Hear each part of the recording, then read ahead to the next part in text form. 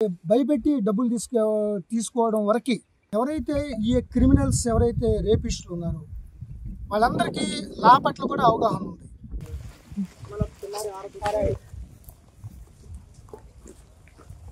కర్నూలు జిల్లా ఉరుకొండ మండలంలోని ఉరుకొండపేట ఆంజనేయ స్వామి టెంపుల్ సంబంధించిన అఖండ భజన సందర్భంగా గత శనివారం అంటే 29వ తారీఖు రాత్రి సుమారు 10 గంటల నుంచి సుమారు 12 గంటల వరకు ఇక్కడ ఒక దురదృష్టకర సంఘటన జరిగింది.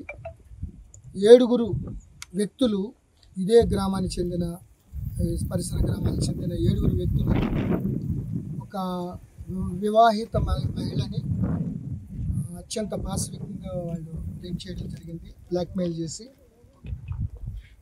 ఈ ఉరుకొండపేట్ ఆంజనేయ స్వామి టెంపుల్ అనేది చాలా సంప్రదాయబద్ధంగా, చాలా సాంస్కృతికపరంగా, భక్తిభావంగా ప్రతి శనివారం అఖండ భజన మరియు చాలీసాలు, సుందరకాండ పారాయణంతో పాటు రాత్రంతా జాగారం చేసుకుని ఉమ్మడి మహబూబ్నగర్ జిల్లాలతో పాటు మిగతా జిల్లాల నుంచి కూడా చాలామంది భక్తులు వచ్చి చేయటం చాలా ఏళ్ల నుంచి రివాజ్గా ఉంది. దీన్ని అదునుగా చూసుకుని ఇక్కడ కొంతమంది ఒక సైకిక్ అనొచ్చు, లేకపోతే క్రిమినల్స్, యాంటీ సోషల్ ఎలిమెంట్స్ అనొచ్చు. సో వీళ్ళు వాళ్ళ యొక్క కదలికల్ని గమనిస్తూ ఇటువంటి ఎక్స్టార్షన్స్కి పాల్పడుతున్నట్లు నిన్న సంఘటనలో ఇన్వెస్టిగేషన్లో తేలింది. నాగర్ కర్నూలు ఎస్పీ గారు పర్సనల్గా పర్యవేక్షించి ఇన్వెస్టిగేషన్ ద్వారా చూస్తే చాలా గగురుపాటు వచ్చే విషయాలు వెలుగులోకి వచ్చాయి. చాలా పెట్రోలింగ్ కూడా జరుగుతుంది, ఎందుకంటే భక్తులు నైట్ అంతా జాగారం చేస్తూ ఉంటారు. అయితే ఈ వివాహిత మహిళతో పాటు అతను తెలిసిన పరిచయమైన ఒక వ్యక్తి ఇద్దరు కలిపి మోటార్ సైకిల్తో ఇక్కడ రావడంతో దాన్ని బలహీనతగానో లేకపోతే దాన్ని అదునుగానో చూసుకుని వీళ్ళు పోలీసులు చెప్తాం, మీరు భార్యాభర్తలు కాదు కదా, ఈ రాత్రిపూట ఇంత రావాల్సిన అవసరం ఏముంది అని రకరకాలుగా వాళ్ళని భయభ్రాంతులకు గురి చేసి ఒకరి తర్వాత ఒకరు 7 చాలా పాశవికంగా రేప్ చేయడం జరిగింది. సో ఇనీషియల్గా ఎవరైతే విక్టిమ్ అమ్మాయి ఉందో ఆ పేరు చెప్పకూడదు, ఊరు కూడా చెప్పకూడదు రూల్స్ ప్రకారం. She doesn't want to reveal the case due to personal chastity or something.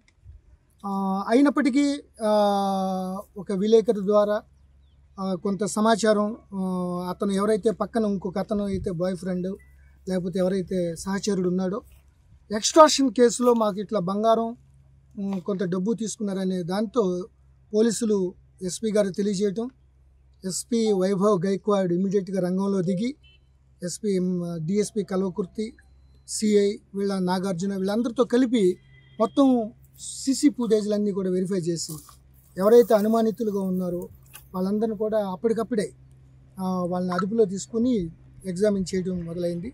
So తర్వాత విక్టిమ్ లేడీ ఎవరైతే వివాహిత ఉందో ఆవిడ వచ్చి మొత్తం ఈ యొక్క జరిగిన ఈ యొక్క పాశవిక చర్య గురించి, రేప్ గురించి చెప్పడంతో పూర్తి స్థాయిలో నిన్న దర్యాప్తు మొదలుపెట్టి సో 7 దీనికి రెస్పాన్సిబుల్ అని నిర్ధారించి వాళ్ళపై చాలా కఠినంగా చర్యలు తీసుకోవడానికి పోలీస్ శాఖ సన్నద్ధమైంది.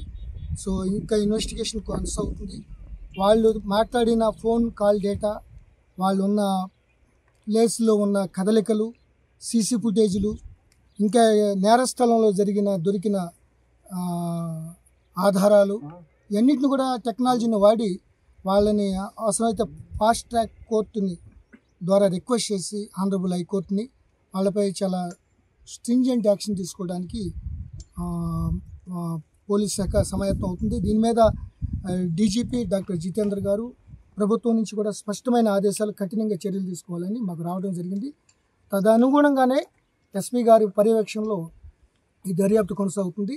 ఇంట్రాగేషన్లో ఇంకా కొన్ని విషయాలు, గతంలో కూడా కొన్ని ఎక్స్టార్షన్ జరిగినాయి, అంటే భయపెట్టి డబ్బులు తీసుకోవడం వరకు జరిగింది అనేది మాకు రూఢి అయింది. సో వాటిని కూడా మేము దర్యాప్తులో ఎవరెవరు ఆ విక్టిమ్స్ ఉన్నారో వాళ్ళని వెరిఫై చేసి చేయడానికి మేము ముందుకు వెళ్తున్నాం. దీంట్లో చాలా ట్విస్టింగ్ విషయం ఏంటంటే ఎవరైతే ఈ క్రిమినల్స్ ఎవరైతే రేపిస్టులు ఉన్నారో వాళ్ళందరికీ లా పట్ల కూడా అవగాహన ఉంది. ఎవరైనా మైనర్ గర్ల్స్ ఎవరైనా బాయ్ ఫ్రెండ్తో వస్తే వాళ్ళు కేవలం డబ్బులు తీసేసుకుని వదిలేశారన్నమాట. పోక్సో కేసు గురించి. పోక్సో అనేది చాలా బలమైన protection of children from sexual offence ఏదైతే చాలా స్ట్రిక్ట్గా అమలు అవుతుందో, మైనర్ గర్ల్ కన్సెంట్ ఉన్నా కూడా అది నేరంగా ఎట్లా పరిగణించబడుతుందో దాన్ని దృష్టిలో పెట్టుకుని ఎవరైతే ఒక చిన్నపిల్లలు మైనర్గా ఉన్న వాళ్ళు మాత్రం కేవలం డబ్బులు తీసుకుని వదిలేశారు. ఎవరైతే కాస్త వివాహితగా ఉండి వాళ్ళ పరువు ప్రతిష్టకి భంగం కలుగుతుంది మనం చెప్తే బయటికి అనుకునే విధంగా ఉన్నారో వాళ్ళని వీళ్ళు టార్గెట్ చేసినట్లుగా భావిస్తున్నాం. బట్ ఈ కేసులో అయితే పక్కా రేప్ కేసు, ఇది గ్యాంగ్ రేప్ కేసు కింద డిఎస్పీ కల్వకుర్తి జనరల్గా సిఐ చేస్తారు, ఇది స్పెషల్ గ్రేవ్ కేసు కింద పరిగణించి డిఎస్పీ ఎస్పీ గారి ఆధ్వర్యంలో దర్యాప్తు చేపడుతున్నారు. గతంలో జరిగిన ఎక్స్టార్షన్ కేసులు ఏమైతే ఉన్నాయో వాటిని అన్నింటినీ కూడా మేము తిరగతోడి చర్యలు తీసుకుంటాం. బంగారం కూడా తీసుకునేవాళ్ళు కాదు ఇది. సో బంగారం పోయిందని ఇవ్వడంతో అది కూడా దర్యాప్తు చేస్తున్నాం. బంగారం అయితే దొరికేస్తారు, లేకపోతే కంప్లైంట్ చేస్తారు, క్యాష్ అయితే ఏం పట్టించుకోరు అనే ఉద్దేశంతో ఇలా చాలా తెలివిగా వెరీ ఆర్గనైజ్డ్ గ్యాంగ్ లాగా ఉన్నారు. డెఫినెట్లీ ఇది రిపీట్ కాకుండా మేము చాలా కఠినంగా చర్యలు తీసుకోవడం జరుగుతుంది. కోర్టు పరంగా న్యాయపరంగా త్వరితగతిన హీరింగు కోర్టు ఛార్జ్షీట్ వేసి వీళ్ళకి కఠినమైన శిక్ష విధించే విధంగా పోలీస్ శాఖ కృషి చేస్తుంది. జనరల్గా ఇటు శ్రీశైలం రోడ్డు చాలా హెవీగా గత దశాబ్ద కాలంగా ట్రాఫిక్ చాలా ఎక్కువైంది, అనేక రిసార్ట్లు ఉన్నాయి. సో ఎన్ రూట్లో కూడా మేము పెట్రోలింగ్ పెంచుతున్నాం. ఇటు శ్రీశైలం ఈ ఏదైతే నల్లమల్ల అడవి ప్రాంతం ఉందో ఈ రాత్రిపూట ఫారెస్ట్ వాళ్ళతో కోఆర్డినేషన్ చేసుకుని ఈ టూరిస్టులు లేకపోతే ఈ టెంపుల్స్కి వచ్చే భక్తులకి భద్రత మరీ పెంచడానికి మేము ఇదొక్కటే కాదు, ఇటువంటి ఇన్సిడెంట్లు 4-5 చోట్ల కూడా జరిగాయి. ప్రతి మంత్ నెల అమావాస్య రోజున శనివారం అందరి భక్తులందరికీ ఉదయం సాయంత్రం మన దగ్గర నుంచి టెంపుల్లో ఉన్న ఆదాయాన్ని బట్టి మీరు ఈవో కమిటీకి ఎగ్జిక్యూటివ్ అది మన టెంపుల్ కమిటీ ద్వారా